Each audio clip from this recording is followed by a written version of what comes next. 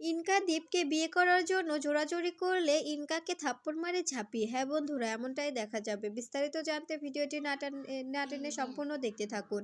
গল্পের শুরুতেই দেখা যাবে ঝাঁপি রনিতকে বলতে থাকে, কি রনিত দা, তুমি তো ছিলে তাই না? এখন এখন স্বীকার করছো না কেন? তখন রনিত বলতে থাকে, তোকে বাঁচাতে আসাটাই আমার ভুল ছিল। তুই আমাকে মিথ্যে ব্লেম দিচ্ছিস, ক্ষমা কর রে।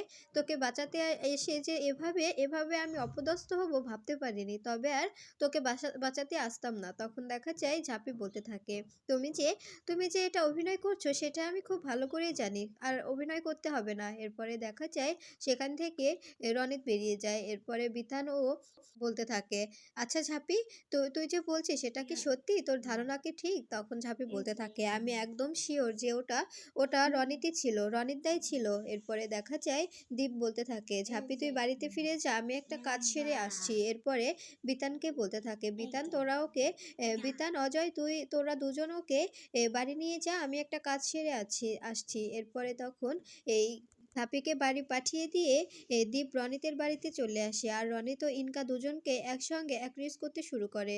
রনিতকে বলতে থাকে, সত্য করে বল যে তুই ওখানে ছিলি কি ছিলি না? তখন রনিত বলতে থাকে, তুইও কি ঝাঁপির কথায় আমাকে সন্দেহ করছিস? তখন দেখা যায় ইনকা বলতে থাকে, দীপ তুমি কিন্তু এবার বেশি বাড়াবাড়ি করছো, তুমি এভাবে এভাবে আমাদের ব্লেম দিতে পারো না। তখন দেখা যায় দীপ বলতে থাকে, আমারও বিশ্বাস করতে ইচ্ছে করছে না, কিন্তু কিন্তু তোমাদের ভাবভাব তো দেখে মনে হচ্ছে তোমরা এসবের সঙ্গে যুক্ত, কারণ বরাবর আমাদের সঙ্গে যা হয়েছে সব কিছুর মাঝখানে তো ইনকা তো রনে তোমরা দুজনেই যুক্ত ছিলে, আর সেটা সেটা সবার সামনে জনসম্মুখে প্রমাণ করেছে ঝাঁপি।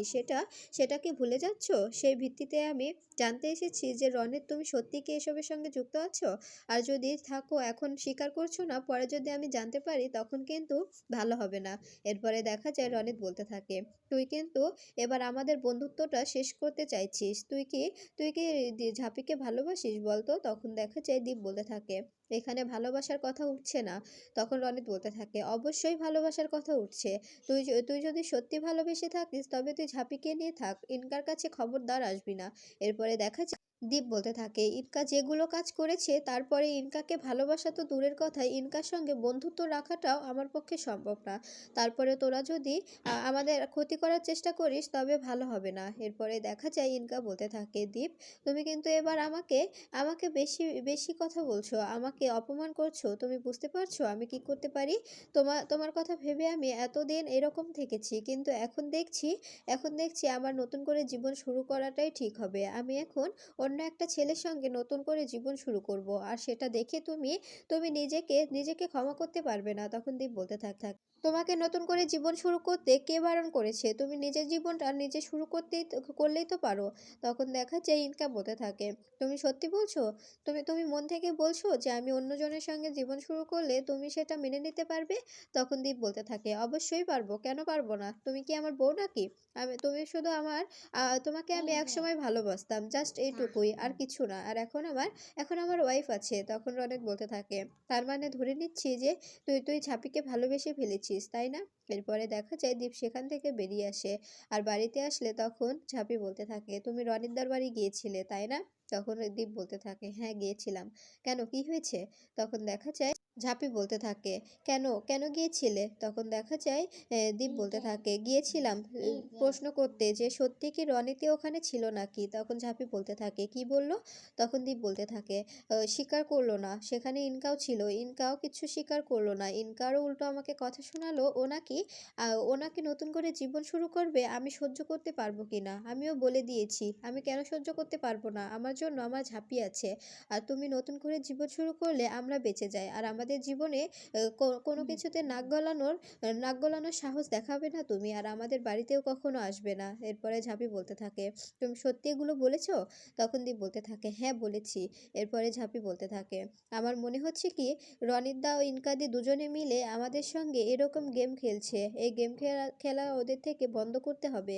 এখন আমরা ওদেরকে ধরে ফেলেছি, ওরা আরো হিংস্র হয়ে উঠতে পারে।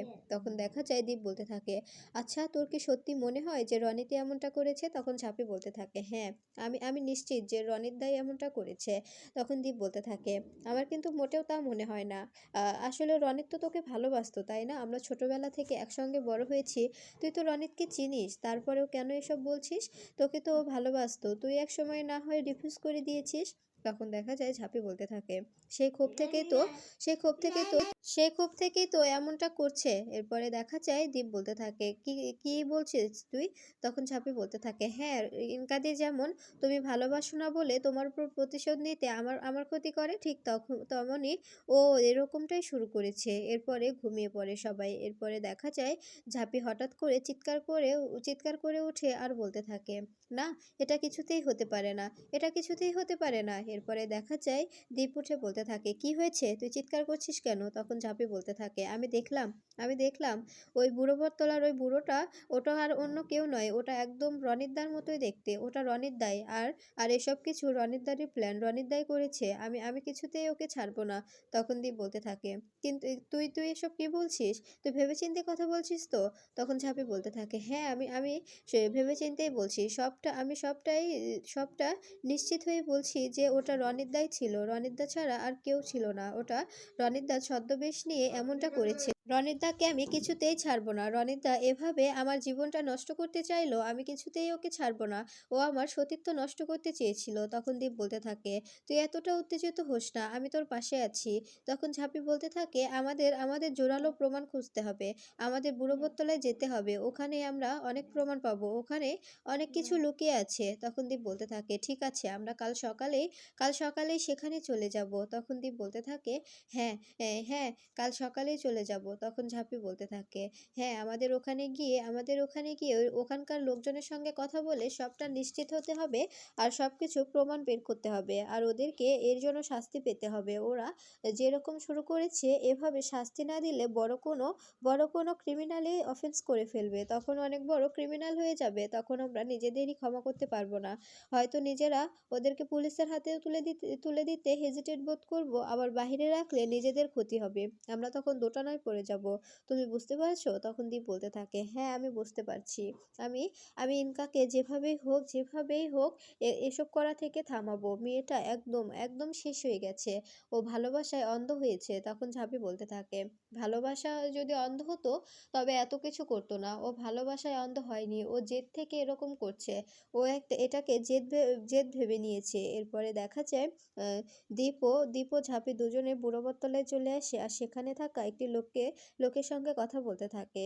লোকটি বলতে থাকে, কি জানতে চাও? তখন ঝাঁপি বলতে থাকে, এখানে এখানে যে রনিত আছে, রনিত বলে ছেলেটি ছিল, সেই ছেলেটির আসল পরিচয় কি, আর ছেলেটি এখানে কেনই বা আসতো? তখন দেখা যায় লোকটি বলতে থাকে, এ ব্যাপারে তো আমি কিছু বলতে পারছি না, তারপরেও দেখো ফোনে সবটা বুঝতে পারবে। এরপরে এদিকে রনিত ও ইনকা দুজনে প্ল্যান করতে থাকে, কি করে দীপকে থামানো যাবে। ইনকা বলতে থাকে, আমি আমি মিথ্যে একজনের সঙ্গে সম্পর্কের নাটক করব, আর এটা দেখবে দীপ একদম ভেঙে পড়বে, দীপ আমার হাতের মুঠোয় চলে আসবে। এরপরে রনিত বলতে থাকে, সেটা কে? তাকে কি ঠিক করা আছে?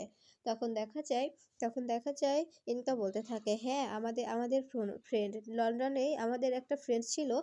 সে ওখানে একটা অপকর্ম করেছিল, তার জন্য ওকে দেশে পাঠিয়ে দেওয়া হয়েছিল। ওর সঙ্গে আমি যোগাযোগ করব, ওর সঙ্গে বিয়ে করার কথা বলবো। আমি দীপকে দেখাবো যে আমি ওকে বিয়ে করছি। তখন রনিত বলতে থাকে, ব্যাপারটা কি ঠিক হবে? এ, দীপ কি বুঝতে পারবে? তখন দেখা যায় ইনকা বলতে থাকে, হ্যাঁ অবশ্যই বুঝতে পারবে, কারণ আমি জানি যে দীপের মনে এখনো একটা সফট কর্নার আছে, যেখানে আমি এখনো বসবাস করছি। ও আমাকে এখনো ভালোবাসে, ও এখনো ঝাঁপিকে মেনে নিতে পারেনি। তখন রনিত বলতে থাকে, তুমি ভেবেচিন্তে কথা বলছো তো? তখন ইনকা বলতে থাকে, হ্যাঁ আমি ভেবেচিন্তেই কথা বলবো। দীপের সেই সফট কর্নারে আমাদের আঘাত আনতে হবে। এদিকে দেখা যায় ঝাঁপি বলতে থাকে, ঝাঁপি ডিবি পুলিশ অফিসারের কাছে আসে আর মহিলাকে বলতে থাকে, আমাদের যেভাবে যেভাবে ওরা হেনস্থা করতে শুরু করেছে, যেভাবে বিপদে ফেলছে, আমরা কিছু করতে পারছি না। এজন্য আপনার সাহায্য নিতে এসেছি। এখন আমাদের সাহায্যের প্রয়োজন, কিন্তু আমাদের হাতে প্রমাণ নেই, আমাদের প্রমাণ জোগাড় করতেই হবে। ওরা দুজনে যেভাবে আমাদের ক্ষতি করার জন্য উঠে পড়ে লেগেছে, এভাবে চলতে থাকলে ওরা নিজেরাও ক্রিমিনাল হয়ে যাবে, আর আমাদেরও অনেক বড় একটা ক্ষতি হয়ে যাবে। এদিকে দেখা যায় ইনকা ইনকা সেই ছেলেটিকে নিয়ে যাচ্ছে যাচ্ছে ঠিক তখনই দীপের সঙ্গে দেখা হলে তখন ইনকা দীপকে বলতে থাকে, তুমি যেহেতু আমাকে বিয়ে করবে না তাই আমি ওকে বিয়ে করব। তখন দীপ বলতে থাকে, কেন? ও তো ভালো নয়, ও তো একটা বাজে ছেলে। তখন ইনকা বলতে থাকে, তবে বলো তুমি আমাকে বিয়ে করবে?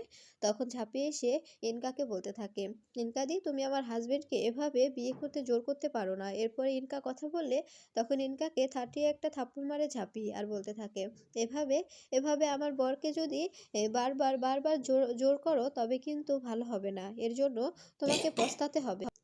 তোমাকে পস্তাতে হবে, তোমাকে আমি শাস্তি পাইয়েই ছাড়বো। এরপরে ডিবি পুলিশকে ফোন করলে তখন বলতে থাকে, আপনি যে নাম্বারটা দিয়েছিলেন ওই নাম্বারটা চালু হয়েছে, একটি মহিলা ওই নাম্বারটা ব্যবহার করছে।